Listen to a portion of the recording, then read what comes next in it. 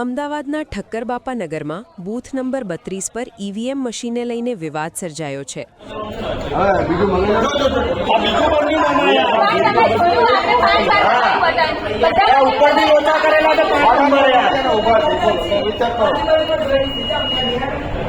અત્યાર સુધીનું વોટિંગનું 291 વોટ પડી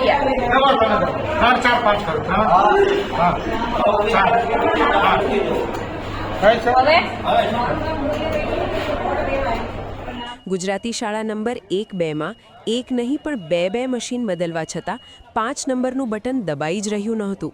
નોંધનીય છે કે આ બટન કોંગ્રેસના ઉમેદવારનું છે. આ બધા ધંધા બંધ કરીને બેલેટ પેપર ઉપર કરાવો એટલે હમણાં ઓકાત ખબર પડી જાય બધાની.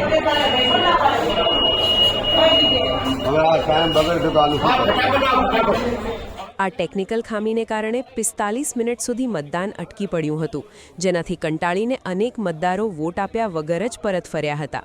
તંત્રની આ લાપરવાહી સામે મતદારોમાં ભારે રોષ જોવા મળી રહ્યો છે.